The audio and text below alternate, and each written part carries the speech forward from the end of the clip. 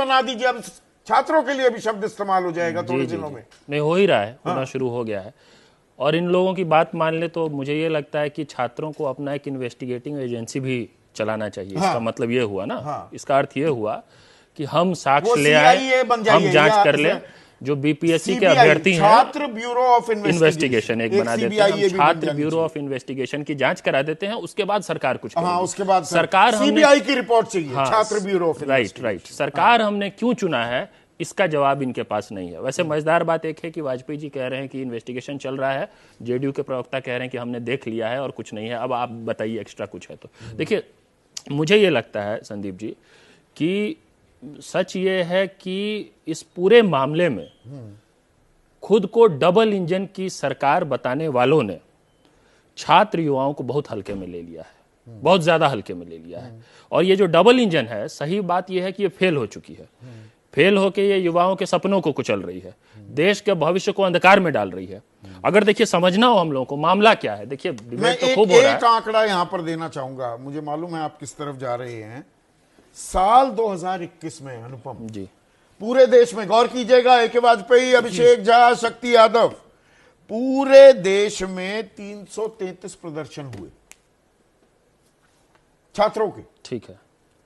और बिहार में हुए इन 333 में से 210 जी, 63%। जी, ये हाल है जी।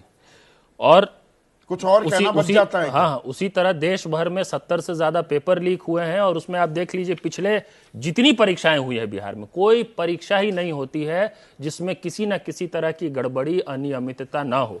अभी कम्युनिटी हेल्थ ऑफिसर का हुआ था, उसका पेपर लीक हुआ है। बीपीएससी ने ही TRE 3 का एग्जाम करवाया था, उसका पेपर लीक हुआ है। परीक्षा के तुरंत, चुनाव के तुरंत बाद जो है वो नीट की परीक्षा हुई थी, उसका पेपर लीक हुआ है। देखिए, मैं एक बात कहना चाहता हूं संदीप जी, इसको हम लोग आपके चैनल के माध्यम से मैं चाहता हूं कि एक बात है जो आपके दर्शक समझे। इस पूरे बहस में असल मुद्दा क्या है और अभ्यर्थियों की असल चिंता क्या है, वो मुझे लगता है कि पूरी तरह से नेशनल मीडिया के माध्यम से भी नहीं आ रही है। वो क्या है उसको समझिए। देखिए, चुनाव से ठीक पहले एक बड़ी भर्ती निकलती है, संख्या के मामले में भी ये बड़ी भर्ती है। किन पदों के लिए है? डीएसपी और एसडीओ जैसे पोस्ट के लिए हैं, जो बहुत ही इंपॉर्टेंट एडमिनिस्ट्रेटिव पोजीशंस हैं। और चुनाव के ठीक पहले ये भर्ती निकली है। देखिए, आपको हमको भले ना पता हो, लेकिन नौकरी की तैयारी करने वाला जो अभ्यर्थी है उसको पता है कि कौन सा दलाल मार्केट में घूम रहा है और किस नौकरी का कितना रेट है। मैं साफ साफ आपके चैनल पे कह रहा हूं। आप जाके भिखना पहाड़ी पे आप जाके जहां जहां कोचिंग इंस्टीट्यूट्स है, जहां जहां पे हॉस्टल्स है, वहां जाके बात करिए छात्रों से, वो आपको बता देंगे कि कौन सा पोस्ट सबसे जानी मानी खुफिया जानकारी है ना। अब समझिए इस बात छात्रों को पता है, मैं LIU को, पुलिस को, जांच एजेंसियों को पता ही नहीं लगता। संदीप जी, उसी को मैं एक्सप्लेन कर रहा हूं कि जब ये पता होता है कि नौकरियां बिक रही हैं और जो गरीब मेहनतकश छात्र हैं उनके साथ न्याय नहीं होगा, तो सेटिंग कैसे होता है। अब देखिए, हमारे देश में परीक्षाओं में एक प्रक्रिया का इस्तेमाल होता है, नॉर्मलाइजेशन नामक एक प्रक्रिया है। उस प्रक्रिया का कहां इस्तेमाल होता है? जहां पे भी एक common set of question paper ना हो एक परीक्षा के लिए। मतलब कि अगर एक शिफ्ट में एक परीक्षा नहीं हो रही है और एक से ज्यादा सेट ऑफ क्वेश्चन पेपर्स हैं, तो आपका प्रश्न पत्र कठिन आ गया, मेरा आसान आ गया, तो जब मूल्यांकन होगा तो कोई ये ना कहे कि मुझे टफ पेपर आया था, मुझे आसान आया था। तो सरकार कहती है या आयोग कहता है कि हम मूल्यांकन करते वक्त इसको नॉर्मलाइज कर देंगे। नॉर्मलाइज का नतीजा ये होता है कि आपके 5 मार्क्स कम हो गए, मेरे 7 मार्क्स ज्यादा हो गए। अब दिक्कत कहां आती है? देखिए, जैसे हमारे देश में कई क्रिकेट प्रशंसक हैं, सब देखते हैं क्रिकेट मैच। डकवर्थ लुइस का नाम सबने सुना है ना? डकवर्थ लुइस का नाम सबने सुना है। एक भी दर्शक आपका बता दे कि डकवर्थ लुइस का फॉर्मूला क्या होता है, वो बता नहीं पाएगा।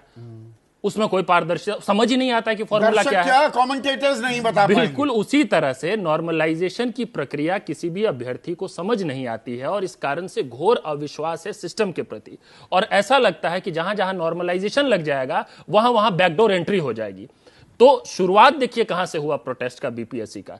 शुरुआत यहां से हुआ कि आयोग ने एक बैठक बुलाई पटना में। इसकी चर्चा पर्याप्त नहीं हो रही है चैनलों पे, मैं बता रहा हूं। उस बैठक में निजी कोचिंग संस्थानों के मालिकों को बुलाया गया, उनके साथ आयोग ने बैठक की। बाहर जानकारी ये आ गई कि नॉर्मलाइजेशन को लेकर बात हुई है। आधिकारिक रूप से जानकारी नहीं आई, लेकिन अभ्यर्थियों को पता चल गया। वहां से आंदोलन शुरू हुआ नॉर्मलाइजेशन के खिलाफ। जब वो प्रदर्शन बढ़ गया तो आयोग बाहर आके कहती है कि हम आपको लिखित आश्वासन देते हैं कि हम नॉर्मलाइजेशन नहीं लगाएंगे।